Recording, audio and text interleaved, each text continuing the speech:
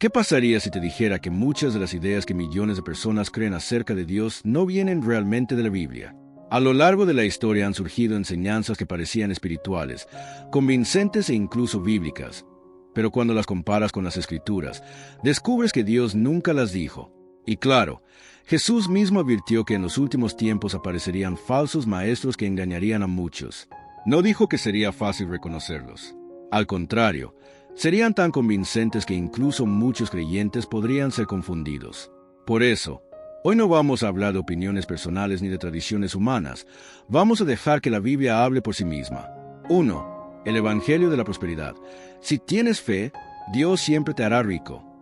Esta es probablemente una de las enseñanzas más populares de nuestro tiempo. Dice que si tienes suficiente fe, Dios te dará dinero, éxito, propiedades y una vida llena de abundancia material. Según esta idea, la pobreza siempre es señal de falta de fe, pero la Biblia nunca promete eso. Jesús vivió de forma sencilla. Los apóstoles también enfrentaron necesidades, persecuciones y sufrimiento. Pablo escribió en Filipenses 4:11 al 13, «He aprendido a contentarme, cualquiera que sea mi situación». Y en 1 de Timoteo 6:9 y 10 leemos, «Los que quieren enriquecerse caen en tentación, porque raíz de todos los males es el amor al dinero». Dios puede bendecir económicamente a una persona. Claro que sí, pero nunca prometió que todos los creyentes serían ricos. La verdadera riqueza del cristiano está en Cristo, no en su cuenta bancaria. 2. Nuevas revelaciones que tienen la misma autoridad que la Biblia. Este es uno de los temas más delicados dentro del cristianismo, porque aquí es donde muchas personas sinceras pueden ser engañadas sin darse cuenta. Antes de continuar, es importante aclarar algo. Dios sigue obrando hoy. Él sigue respondiendo oraciones, guiando a sus hijos, dando sabiduría, trayendo convicción por medio del Espíritu Santo e incluso puede hablar al corazón de una persona. La Biblia está llena de ejemplos de un Dios cercano que se comunica con su pueblo. El problema no está en creer que Dios puede guiarnos. El problema comienza cuando alguien afirma haber recibido una revelación que tiene la misma autoridad que la Biblia, o incluso una autoridad superior. Y eso ha ocurrido muchas veces a lo largo de la historia. Hay personas que dicen, Dios me mostró algo que nunca antes había entendido. Otros afirman que la Biblia está incompleta. Dios me dio una nueva verdad para esta generación. Y algunos llegan a decir, no importa lo que diga la Escritura, Dios me reveló algo diferente. Cuando escuchamos frases así, deberíamos detenernos un momento, porque la pregunta no es si esa persona habla con seguridad, la verdadera pregunta es, ¿la Biblia autoriza que existan nuevas doctrinas con la misma autoridad que las Escrituras? La respuesta es no. La revelación de Dios ya fue entregada. La Biblia enseña que Dios fue revelando progresivamente su plan a lo largo de la historia. Desde Génesis hasta Apocalipsis vemos cómo Él fue mostrando quién es, cuál es su propósito y cómo salvaría a la humanidad por medio de Jesucristo. Cuando llegó Cristo, la revelación alcanzó su punto culminante. Hebreos 1:1 y 2 dice, Dios, habiendo hablado muchas veces y de muchas maneras en otro tiempo a los padres por los profetas, en estos postreros días nos ha hablado por el Hijo. Este pasaje es muy importante. No dice que Jesús fue simplemente otro profeta más. Dice que Dios habló de manera definitiva por medio de su Hijo. Jesús es la revelación perfecta de Dios. Por eso todo lo que necesitamos para conocer el Evangelio ya fue dado. La fe fue entregada una vez para siempre. Judas 1:3 dice algo muy interesante. Que contendáis ardientemente por la fe que ha sido una vez dada a los santos. Fíjate en la expresión, una vez dada. No dice que la fe seguiría cambiando generación tras generación. No dice que aparecerían nuevas doctrinas oficiales con el paso del tiempo. Dice que fue entregada una vez para siempre.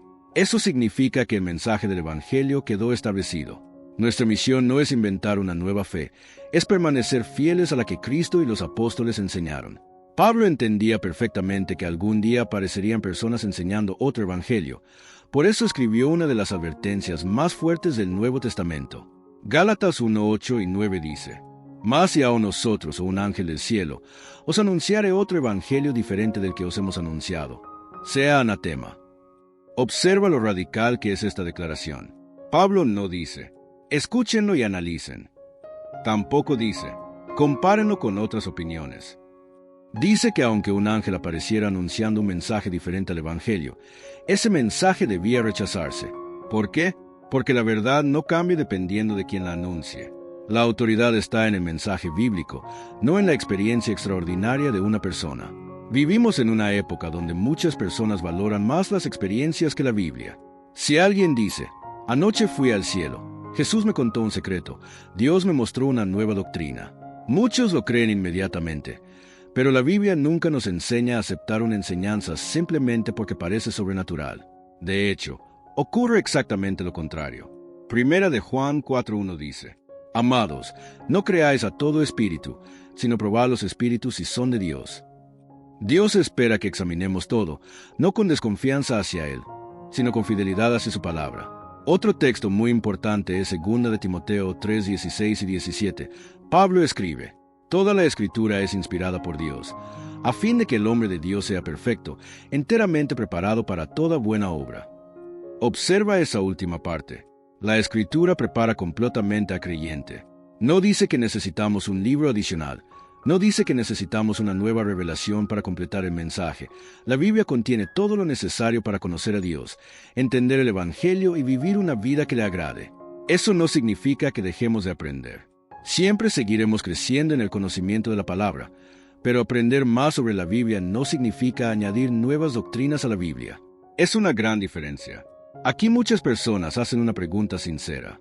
Si ya no hay nuevas revelaciones con autoridad bíblica, ¿significa que Dios dejó de hablar? La respuesta es no. Dios sigue hablando hoy, pero lo hace de una manera diferente. Él habla cuando leemos las Escrituras. Habla por medio de la obra del Espíritu Santo. Nos guía, nos corrige, nos da convicción, nos recuerda su palabra y nos da sabiduría para tomar decisiones. Sin embargo, esa guía nunca contradice lo que ya inspiró en la Biblia. Dios jamás se contradice. Si alguien dice, Dios me dijo algo contrario a las Escrituras, podemos estar seguros de una cosa, no fue Dios quien habló, porque Dios siempre es coherente con su propia palabra. ¿Cómo distinguir una enseñanza verdadera de una falsa? La respuesta es más sencilla de lo que parece. Hazte siempre estas preguntas. ¿Esta enseñanza está claramente respaldada por la Biblia? ¿Respeta el contexto de los versículos o los usa de forma aislada? ¿Exalta a Cristo o exalta a supuesto mensajero? ¿Está añadiendo algo que los apóstoles nunca enseñaron? ¿Depende más de experiencias personales que de las Escrituras?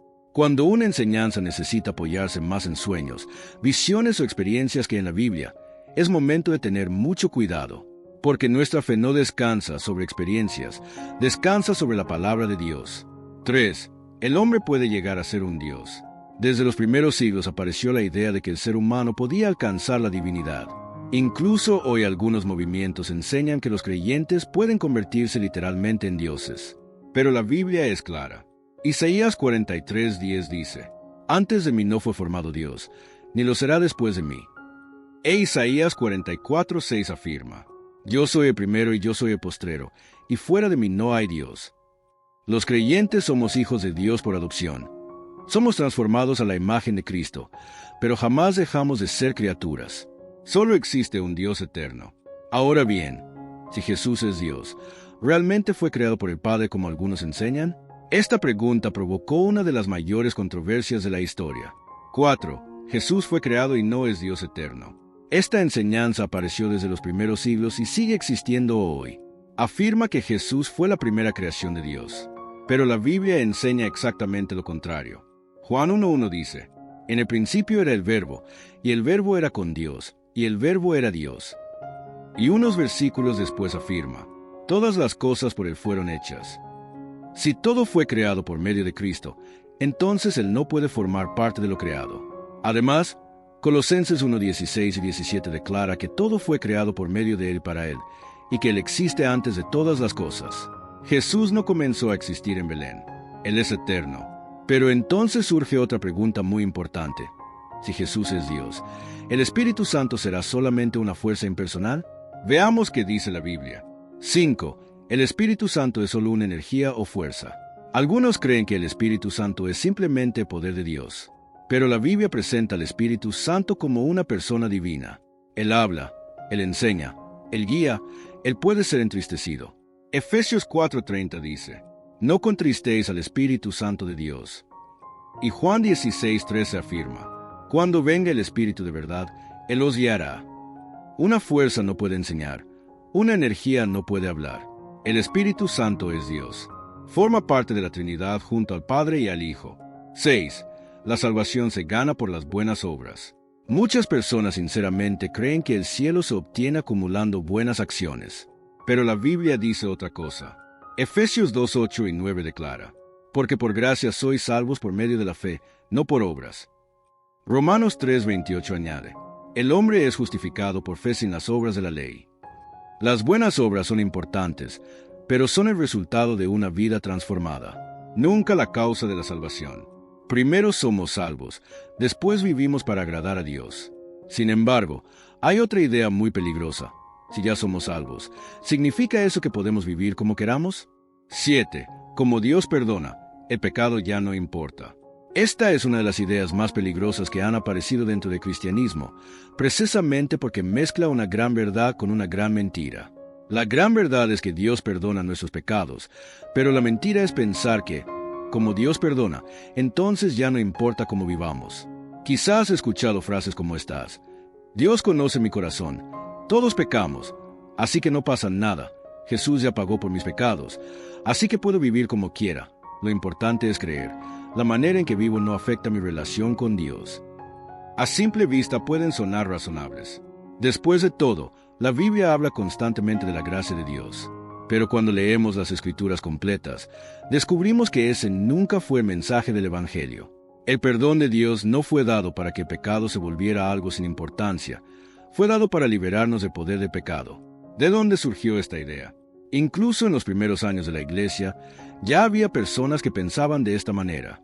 Algunos razonaban así: si Dios recibe más gloria al perdonar pecadores, entonces mientras más pequemos, más grande será su gracia. Parece absurdo, pero esa forma de pensar ya existía en tiempos del apóstol Pablo. Por eso él respondió de una manera muy contundente. Romanos 6, 1 y 2 dice: ¿qué pues diremos? ¿Perseveraremos en el pecado para que la gracia abunde? En ninguna manera, porque los que hemos muerto al pecado, ¿cómo viviremos aún en él? Fíjate en la fuerza de sus palabras. Pablo no deja espacio para la duda. No dice, depende del caso. No dice, mientras tengas buenas intenciones. Responde con un rotundo, en ninguna manera. ¿Por qué? Porque quien ha conocido verdaderamente a Cristo ya no ve el pecado como un amigo. Ahora lo ve como aquello que separa al ser humano de Dios. Y puede que te preguntes, ¿qué es realmente la gracia? Muchas personas entienden la gracia como una especie de permiso para equivocarse sin consecuencias. Pero la Biblia presenta la gracia de una forma completamente diferente. La gracia es el favor inmerecido de Dios. Nos salva cuando no podíamos salvarnos, nos perdona cuando no lo merecíamos, y además nos transforma para vivir de una manera nueva. Tito 2, 11 y 12 dice: porque la gracia de Dios se ha manifestado para salvación, enseñándonos que, renunciando a la impiedad y a los deseos mundanos, vivamos en este siglo sobria, justa y piadosamente. Observa algo muy interesante. La gracia no solo salva, también enseña. ¿Y qué enseña? A renunciar al pecado. Es decir, la verdadera gracia nunca nos empuja hacia una vida de desobediencia, nos conduce hacia una vida de santidad. ¿Significa esto que un cristiano nunca vuelve a pecar? No. La Biblia nunca dice que un creyente será perfecto en esta vida. Todos seguimos luchando contra nuestra naturaleza pecaminosa. Seguimos fallando. Seguimos necesitando perdón de Dios cada día. El mismo apóstol Juan escribió. En 1 de Juan 1:8 dice: si decimos que no tenemos pecado, nos engañamos a nosotros mismos. Pero unos versículos después también dice: si confesamos nuestros pecados, Él es fiel y justo para perdonar nuestros pecados y limpiarnos de toda maldad. Lo leemos en 1 de Juan 1:9. La diferencia está aquí. El verdadero creyente no disfruta vivir en el pecado. Cuando falla siente tristeza, reconoce su error, se arrepiente y busca volver a Dios. No convierte pecado en un estilo de vida. Antes de conocer a Cristo, muchas personas viven conforme a sus deseos sin pensar demasiado en Dios. Pero cuando el Espíritu Santo comienza a obrar en una persona, algo cambia. Lo que antes parecía normal ahora produce convicción. Lo que antes no molestaba ahora duele. ¿Por qué? Porque Dios está transformando el corazón. Eso no significa que la lucha desaparezca. Al contrario, muchas veces la batalla se vuelve más intensa. Pero ahora ya no peleamos solos. El Espíritu Santo nos fortalece para vencer el pecado día tras día. Algunas personas imaginan a Jesús diciendo, no importa cómo vivas, todo está bien. Pero cuando leemos los evangelios descubrimos exactamente lo contrario. Sí, Jesús recibía a los pecadores, los perdonaba y los restauraba, pero también los llamaba al arrepentimiento. Un ejemplo hermoso es la mujer sorprendida en adulterio. Después de defenderla de quienes querían apedrearla, Jesús le dijo en Juan 8:11, ni yo te condeno, vete y no peques más. Observa el equilibrio perfecto. Primero hubo misericordia, pero también hubo un llamado claro a dejar atrás el pecado. Jesús nunca separó el perdón del arrepentimiento. ¿Qué significa arrepentirse? Hoy muchas personas confunden arrepentimiento con sentir culpa, pero no son lo mismo. Judas sintió culpa. Pedro sintió arrepentimiento. La culpa puede hacernos sentir mal. El arrepentimiento produce un cambio de dirección. Es reconocer que hemos pecado contra Dios y decidir volver a Él. Eso no significa que nunca volveremos a fallar. Significa que ya no queremos seguir viviendo lejos de Dios. Cuando una persona comienza a justificar continuamente aquello que Dios llama pecado, su corazón puede volverse cada vez más insensible. Por eso Hebreos 3:13 advierte que el pecado puede endurecer el corazón. El problema nunca empieza de golpe. Comienza poco a poco, con pequeñas justificaciones, con frases como, solo esta vez, no es tan grave, Dios entenderá. Hasta que sin darse cuenta, la conciencia deja de reaccionar. Por eso el creyente necesita examinar constantemente su vida a la luz de la palabra. No para vivir con miedo, sino para caminar cada día más cerca de Cristo. Jesús dijo que un árbol se conoce por sus frutos. Eso significa que la fe genuina termina reflejándose en la manera de vivir. No somos salvos porque hacemos buenas obras. Hacemos buenas obras porque hemos sido salvos. Cuando entendemos esto, dejamos de obedecer por obligación y comenzamos a obedecer por gratitud, porque comprendemos el inmenso precio que Cristo pagó por nosotros en la cruz. Y después de entender que la gracia no elimina la importancia del pecado, surge una pregunta que ha generado debates durante siglos. Si Dios ama profundamente a toda la humanidad y desea que todos sean salvos, ¿significa eso que, al final, absolutamente todas las personas llegarán al cielo sin importar lo que hayan creído o cómo hayan respondido a Jesús? Eso es precisamente lo que veremos en el siguiente punto. 8. Al final todos serán salvos. Esta doctrina conocida como universalismo enseña que nadie será condenado finalmente. Pero Jesús habló repetidas veces acerca del juicio eterno. Mateo 25:46 dice, e irán estos a castigo eterno, y los justos a la vida eterna. Y Juan 3:36 afirma, el que rehúsa creer en el Hijo no verá la vida. El amor de Dios es inmenso, pero también lo son su justicia y su santidad. Dios ofrece salvación a todos, pero cada persona debe responder al Evangelio. Ahora bien, si Dios ama tanto al mundo, ¿existen realmente caminos diferentes para llegar a Él? 9. Todas las religiones llevan a Dios. Vivimos en una época donde decir esto parece muy tolerante, pero Jesús hizo una declaración que no deja espacio para muchas interpretaciones. Juan 14:6 dice, yo soy el camino, la verdad y la vida. Nadie viene al Padre sino por mí. Pedro también afirmó en Hechos 4:12, en ningún otro hay salvación. No porque el cristianismo sea una filosofía mejor, sino porque Jesús fue el único que murió y resucitó para vencer el pecado. No hay muchos caminos, hay un solo Salvador. Y finalmente llegamos a una de las preguntas más importantes de todas. Si la Biblia es nuestra autoridad, ¿podemos escoger qué partes obedecer y cuáles ignorar? 10. La verdad cambia con los tiempos. Esta idea dice que la Biblia debe adaptarse completamente a la cultura moderna, que si algo incomoda a la sociedad, entonces debe reinterpretarse. Pero Dios no cambia. Hebreos 13:8 dice, Jesucristo es el mismo ayer y hoy y por los siglos. Y 2 de Timoteo 3:16 y 17 enseña que toda la Escritura es inspirada por Dios y útil para enseñar, corregir e instruir. La cultura cambia, las modas cambian, las opiniones cambian, pero la palabra de Dios permanece para siempre. Nuestra tarea no es adaptar la Biblia a nuestra vida, es permitir que la Biblia transforme nuestra vida. La historia demuestra que las falsas enseñanzas nunca desaparecen, simplemente cambian de apariencia. Por eso el creyente no puede vivir solo de lo que escucha en Internet, de lo que dice un predicador o de lo que siempre le enseñaron. Necesita abrir la Biblia, leerla, estudiarla y pedirle al Espíritu Santo discernimiento para reconocer la verdad. Jesús dijo que conoceríamos la verdad y la verdad nos haría libres. Así que la próxima vez que escuches una enseñanza que suene muy convincente, hazte esta pregunta: ¿está realmente respaldada por la palabra de Dios o solo suena bien?